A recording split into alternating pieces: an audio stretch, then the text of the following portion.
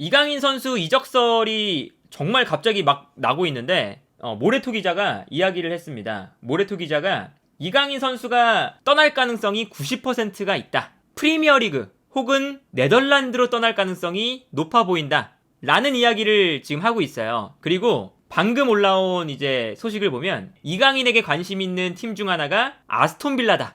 이런 이제 이야기를 했거든요. 이제 모레토 기자라고 하면 아틀레티코 마드리드 소식에 관해서는 정말 1인자, 압도적인 1인자고 라리가 전체 소식을 통틀어서는 이제 1인자까지는 아니고 한 2, 3위 정도 되는 아주 신뢰도가 높은 기자거든요. 그렇기 때문에 요 이제 이적설은 뭐 100% 맞다라고 말할 수는 없겠지만 어쨌든 뭐 다수의 팀들이 이강인에게 관심이 있는 것은 맞는 것 같다. 왜냐면 이제 모레토 기자가 소식을 올린 이후부터 이제 라리가 관련 기자들이 이강인에게 직접적으로 들어온 오퍼는 없다 라는 이야기를 올린 기자들도 있거든요. 이제 그렇기 때문에 이강인 선수에게 구체적으로 제안한 팀은 없는 것 같지만 아직까지 어쨌든 관심 있는 팀들은 많은 것 같다 라고 볼 수가 있겠고요. 일단은 어쨌든 이 아스톤 빌라 이 모레토 기자가 신뢰도가 없는 기자가 아니다 보니까 아스톤 빌라 쪽에 대한 뭐 소스가 있나 봐요.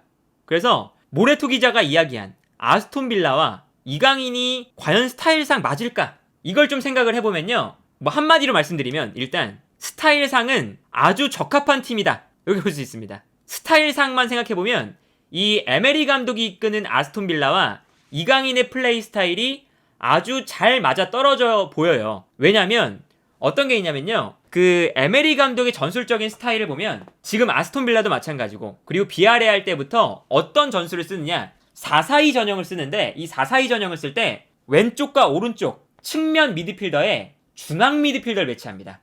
혹은 중앙 미드필더 혹은 이제 공격형 미드필더를 왼쪽 오른쪽 측면에 배치를 해요. 그래서 어떤 전술을 쓰냐면 비아레알에서는 우리가 이제 많이들 아시는 로셀소 다들 아시죠? 로셀소를 오른쪽 측면에 배치했습니다. 이강인처럼 왼발을 쓰고 또 중앙 미드필더 공격형 미드필더까지 소화할 수 있는 선수잖아요. 근데 이 선수를 오른쪽 미드필더에 뒀어요. 왜냐? 에메리 감독이 비아레알을 이끌 때는 앞쪽에 모레노와 단주마 이 최전방 공격수들이 측면으로 빠져나갑니다. 그래서 역습할 때 측면으로 빠져나가면서 상대 수비 라인이 있으면 상대 수비 라인을 측면으로 분산시켜요. 측면으로 달려나가면서 이때 좌우 측면에 있는 중앙지향적인 선수들 공격형 미드필더 혹은 중앙 미드필더로 뛰는 선수가 안쪽으로 들어오는 거죠. 그래서 이 비아레알에서는 오른쪽에 로셀소, 왼쪽에 코클랭을 배치할 때도 많았습니다. 코클랭이 중앙 미드필더 혹은 수비형 미드필더도 보는 선수인데 이 선수를 왼쪽 측면에 배치해서 공격할 때 앞쪽에 있는 공격수들이 측면으로 빠져나가면 이때 중앙으로 들어와서 패스를 뿌려주거나 아니면 직접 침투를 시도해서 득점을 만들거나 이러한 플레이를 많이 보여줬었거든요. 그래서 사실상 4-4-2지만 공격형 미드필더 2명이 배치되는 4-2-2-2 전형에 가깝다 라고 볼 수가 있습니다. 그래서 아스톤 빌라에서 어떻게 쓰냐면요. 아스톤 빌라에서는 최전방 투톱에 와킨스와 오른쪽에 레온 베일리를 배치합니다. 레온 베일리는 측면 공격수잖아요. 근데 측면 공격수를 최전방 투톱 중에 한 자리에 배치해요. 왜냐? 레온 베일리가 공격할 때 순간적으로 수비에서 공격으로 나갈 때 최전방에 있다가 측면으로 빠져나갑니다. 이런 플레이를 가져가야 되기 때문에 측면 공격수를 최전방 투톱 중에 한 자리에 배치를 하는 거고요. 와킨스 또한 측면 공격수도 소화할 수 있는 선수죠. 그러다 보니까 최근 아스톤 빌라가 공격으로 나갈 때 최전방에 있는 와킨스가 측면으로 빠져나가면서 공간을 만들어줍니다. 그러면 좌우 측면에는 어떤 선수가 나오냐? 왼쪽에는 부엔디아 공격형 미드필더를 볼 수 있는 선수가 나오고요. 오른쪽에는 맥긴이 나와요. 맥긴은 박스 투 박스 역할을 잘 수행하는 선수잖아요. 그러다 보니까 좌우 측면에 중앙지향적인 선수를 배치한 거예요. 그래서 똑같이 비아레알과 똑같이 레온 베일리와 와킨스가 측면으로 빠져나가면 이때 맥긴과 부엔디아가 중앙으로 침투해 들어갑니다. 그래서 토트넘과의 경기했을 때 보여드릴게요. 이 장면 또한 마찬가지인데요. 이 장면도 보시면 아스톤 빌라가 공격을 전개할 때 측면에 있었던 부엔디아가 중앙으로 들어와서 볼을 받아주고 있고 이때 전방에 있는 와킨스와 베일리는 측면으로 뛰어나가면서 공간 침투를 가져가는 모습을 볼 수가 있습니다. 그리고 여기서 부엔디아가 뛰어들어가는 와킨스나 베일리에게 패스를 보내주면서 아스톤빌라의 공격이 전개가 되는데, 이 장면에서는 약간 측면으로 뛰어들어가는 와킨스에게 패스가 들어갔고, 이 다음 장면을 보면 와킨스가 전방으로 뛰어들어가면서 부엔디아의 패스를 받아서 결정적인 찬스를 맞이하는 장면을 볼 수가 있었습니다. 그리고 이런 장면도 볼 수가 있어요. 이 장면도 보시면 미드필더 2명이 앞선에 있고 좌우 측면 미드필더들이 공격을 전개할 때 중앙으로 들어오는 장면이거든요.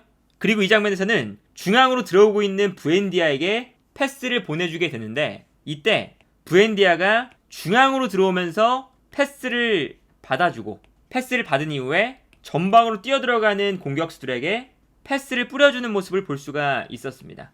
그러니까 이러한 장면들을 보면 이강인 선수의 플레이와 아주 흡사하죠. 측면 미드필더로 뛰다가 중앙으로 들어와서 중앙 미드필더 혹은 공격형 미드필더로 플레이하면서 뛰어들어가는 베일리나 와킨스에게 패스를 뿌려준다.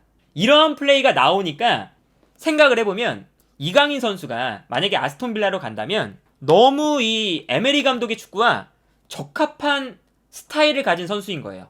이강인은 지금 현재 마요르카에서 공격형 미드필더, 좌우 측면, 심지어는 중앙 미드필더까지 뛰어요. 거의 공격 라인의 전 포지션을 뛰거든요. 근데 이 마요르카에서 이강인 선수의 역할도 측면 미드필더에 배치되지만, 측면에 있다가 수비할 때는 중앙으로 들어왔다가 측면과 중앙을 활발하게 오가는 역할이거든요.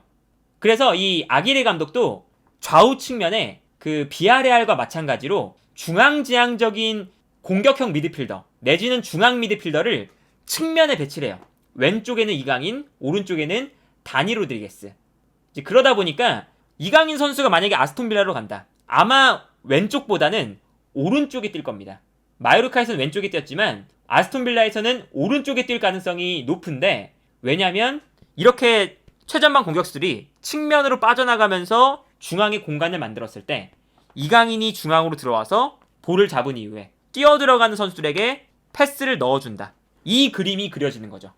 그리고 이제 맥긴에게 아쉬운 것이 이렇게 패스를 뿌려주는 역할이거든요. 이 맥긴이라는 선수가 정말 활동량도 많고 공간 침투도 굉장히 활발하고 영리한 오프 더블 플레이를 가져가는데, 여기서 아쉬운 게 이 맥긴은 패스 능력이 그렇게까지 뛰어난 선수는 아니에요.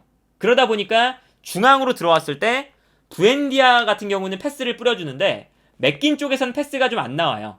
이제 그런 이제 이유가 있기 때문에 아마 아스톤빌라 쪽으로 가면 이강인 선수를 오른쪽에 두면서 중앙으로 접고 들어오면서 패스를 뿌려주는 역할, 이 역할로 충분히 에메리 감독이 많이 활용할 가능성이 크다. 그리고 이 에메리 감독의 스타일을 생각해보면 마치 비아레알에서 로셀소를 썼던 것처럼 이강인을 오른쪽 측면에 사용하는 것이 에메리 감독의 전술적인 가장 포인트 중에 하나가 될 수가 있습니다. 그렇기 때문에 어쨌든 만약에 아스톤빌라로 가면 맥긴과 경쟁을 할 가능성이 크고요. 제 생각에는 물론 맥긴이 정말 잘하는 선수지만, 정말 좋은 선수지만 이강인만의 그 플레이 메이킹 능력, 이런 것들은 맥긴이 가지고 있지 않기 때문에 충분히 맥긴과도 경쟁할 만하다. 그런 생각이 들고요. 맥긴이 윙으로 뛰나 보네요. 몇 년 전엔 중미였는데 중앙 미드필더 유형의 선수를 그 에메리 감독이 측면에 배치를 합니다. 그래서 측면에 뛰는 거예요. 최근에 중앙 미드필더를 측면에 배치할 때가 많기 때문에 그래서 이제 이강인 선수도 아스톤빌라로 간다면 측면에 충분히 뛸 수 있는 상황이 되는 거죠. 그리고 이제 요게 이제 그래도 어느 정도 가능성이 있어 보이는 게, 현재 지금 아스톤빌라가 좌우 측면에 배치할 만한 중앙 미드필더들이 약간 부족해요. 그러니까 왼쪽에는 부엔디아 그리고 쿠티뉴가 있잖아요. 근데 오른쪽에는 사실은 맥긴 정도를 제외하면 주전급으로 뛸 수 있을 만한, 측면에서 뛰면서 중앙으로 들어와주는 중앙 미드필더의 유형의 선수가 부족한 상태입니다. 그렇기 때문에 제 생각에는 요 이강인 선수가 뭐 아스톤빌라로 가게 된다면 꽤나 괜찮은 선택일 것 같다. 쿠티뉴도 있는데 이 쿠티뉴가 이 에메리 감독 체제에서 약간 안 맞아요. 그러니까 아까 말씀드린 것처럼 그 왼쪽 오른쪽 측면 미드필더 라인에 공격형 미드필더를 배치한다 했잖아요. 그래서 쿠티뉴가 나오면 왼쪽 측면에 배치되거든요. 근데 쿠티뉴가 중앙과 측면을 활발하게 오가는 유형의 선수가 아니다 보니까 측면에 있을 때는 측면 수비가 좀 부족하고, 공격으로 나갈 때는 측면에 있다가 중앙으로 빠르게 침투해 들어가야 되는데 빠르게 중앙 지역으로 오는 것이 부족합니다. 그래서 쿠티뉴 이적설도 지금 실제로 나오고 있고요. 그렇기 때문에 쿠티뉴가 나간다면 이강인에게는 뛸 수 있는 시간이 더 많아질 수가 있는 거죠. 그리고 이제 이게 이적설이 어느 정도 신빙성이 있는 게 어떤 거냐면 이강인 선수의 바이아웃이 1,500만 파운드가 설정이 되어 있는데 1,500만 파운드면 아스톤 빌라가 지불하기에는 그렇게 높은 금액이 아니에요. 약 230억 하나로 치면 그 정도 되거든요. 그러다 보니까 지금 라리가에서 이렇게 좋은 모습을 보여주고 있는 이강인을 220억 혹은 30억 정도에 데려간다는 건 분명히 이제 많은 유럽 구단들이 노려볼 만한 카드인 거죠. 다만 이제 그 바이아웃을 지불한다고 하더라도 이강인 선수가 선택하는 거예요. 바이아웃을 지불해도 이강인 선수가 아스톤 빌라로 가고 싶다 이렇게 선택을 해야지 협상이 되는 거고, 바이아웃은 말 그대로 그 금액을 지불하면 선수와 협상할 수 있는 권리를 얻게 된다. 그게 이제 바이아웃이니까요. 이강인 선수가 사실은 저는 가면은 나쁘지 않을 거라 생각을 해요. 분명히.